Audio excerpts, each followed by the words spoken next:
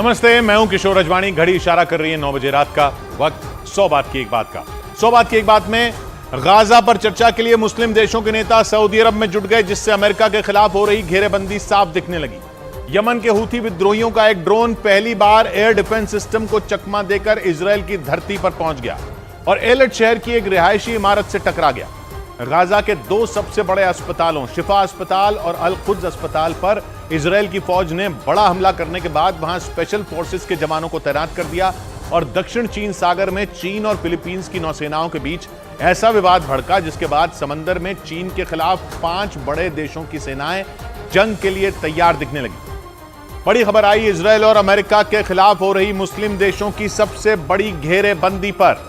Saudi अरब में हो रही इस घेरेबंदी की वजह से यूक्रेन जंग की तरह ही एक बार फिर दुनिया 2 धड़ों में बंटती दिखने लगी, क्योंकि 57 मुस्लिम देशों ने मिलकर अमेरिका और इजरायल के खिलाफ मोर्चा खोल दिया है। इस मोर्चे की अगुवाई सऊदी अरब कर रहा है, जिसमें ईरान भी उसका साथ दे रहा है। और ईरान के सऊदी अरब के साथ आने की वजह से ही यह संकेत मिल रहा है कि दुनिया 2 धड़ों में बंट सकती है, क्योंकि अमेरिका और इजरायल के खिलाफ ईरान अपने सबसे कट्टर दुश्मन सऊदी अरब के साथ खड़ा दिख रहा है।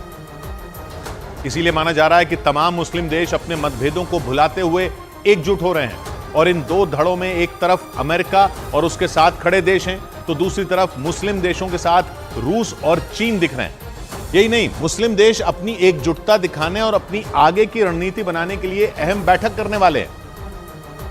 और सऊदी अरब में ही 57 मुस्लिम देशों के संगठन OIC की रविवार को बैठक होने वाली है, जिसमें सभी मुस्लिम देश मिलकर इजरायल और हमास की जंग के मुद्दे पर अपनी रणनीति बनाएंगे। लेकिन इस अहम बैठक से पहले अरब देशों के विदेश मंत्रियों ने इस मुद्दे पर मंथन किया। यही नहीं, OIC के राष्ट्राध्यक्ष भी दोपहर को मीटिंग करने वाले हैं। यानी इस जंग के बाद मुस्लिम देश पूरी तरह लामबंद होते दिखाई दे रहे हैं। उन्होंने साथ आने के लिए अपने मतभेदों को भी भुला दिया। इसीलिए माना जा रहा है कि ये बहुत बड़ा कदम हो सकता है, क्योंकि इसके बाद दुनिया खुलकर 2 धड़ों में बंट सकती है, जिसमें एक तरफ अमेरिका और उसके साथ खड़े देश हैं, तो दूसरी तरफ मुस्लिम देश और उनके साथ दे रहे रूस और चीन जैसे देश हैं। और जिस नए मोर्चे की अगुवाई सऊदी अरब कर रहा है, उसमें उसका साथ दे रहा है ईरान।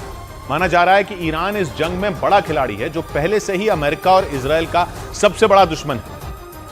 लेकिन इस जंग की शुरुआत के बाद अमेरिका और इजरायल ईरान पर और भड़क गए, क्योंकि इन दोनों देशों का आरोप है कि हमास को भड़काने वाला कोई और नहीं बल्कि ईरान ही, और उसी के इशारे पर हमास के लड़ाकों ने 7 अक्टूबर को इजरायल के अलग अलग शहरों पर हमला कर पूरी दुनिया को दहला दिया था। क्योंकि ईरान और इजरायल के बीच लंबे वक्त से 36 का आंकड़ा है, जबकि अमेरिका भी उसे अपना बड़ा दुश्मन मानता है। माना जाता है कि अमेरिका और इजरायल के खिलाफ जितने भी चरमपंथी संगठन मौजूद हैं, उनकी मदद ईरान ही करता है। आरोप है कि पहले उसने हमास को उकसाया, उसके बाद हूथी लड़ाकों को जंग में उतार दिया और अब वो हिजबुल्लाह की भी जंग में सीधी एंट्री करवाने की फिराक में है। यानी ईरान ने ऐसा खेल कर दिया कि फिलिस्तीन के नाम पर दुनिया के सभी मुस्लिम देश एकजुट हो गए। और ईरान का इस बार सऊदी अरब के साथ खड़े होना बड़ी बात है।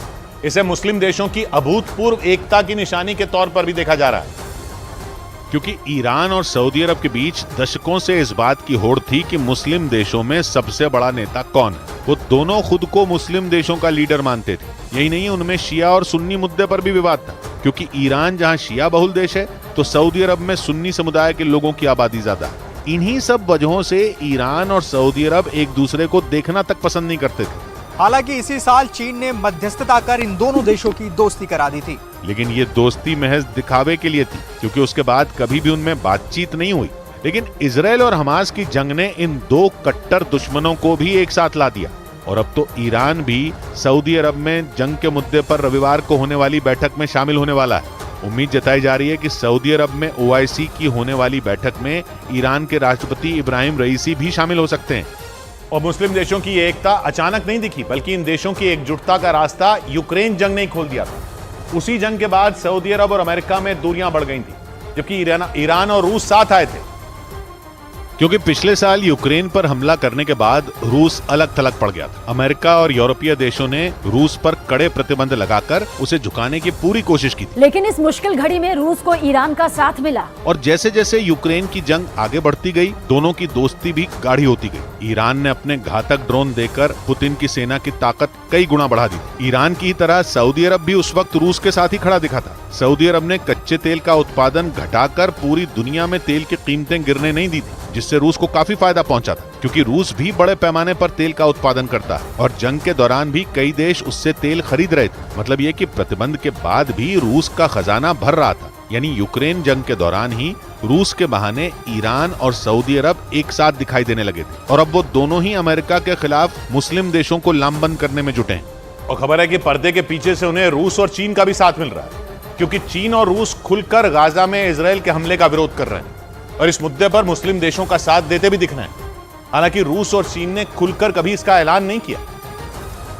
लेकिन यूक्रेन जंग के बाद रूस और अमेरिका के बीच जो तनातनी बढ़ी, उसे हमास और इजराइल की जंग ने और बढ़ा दिया, क्योंकि रूस ने गाजा में इजराइल के हमले की खुलकर आलोचना की, जिसके बाद चीन ने भी फिलिस्तीन का साथ देना शुरू किया। इस वजह से पश्चिम एशिया में इजराइल और अमेरिका के खिलाफ माहौल बनना शुरू हो गया और दुनिया दो धड़ों में बढ़ती नजर आने लगी, जिसमें एक तरफ पश्चिम एशिया के मुस्लिम देशों के साथ रूस और चीन खड़े दिखाई दे रहे हैं, तो दूसरी तरफ अमेरिका, इजराइल, ब्रिटेन, दक्षिण कोरिया और यूरोप के देशों ने मोर्चा संभाल रखा है, जिसका सीधा मतलब ये हुआ कि दुनिया दो धड़ों में बढ़ती नजर आ रही है, क्योंकि दावा है कि मुस्लिम देश अब एक मंच पर आ चुके हैं और उन्हें रूस और चीन जैसे ताकतवर देशों का भी साथ मिल रहा है। हालांकि रूस और चीन पहले से ही अमेरिका के खिलाफ हैं।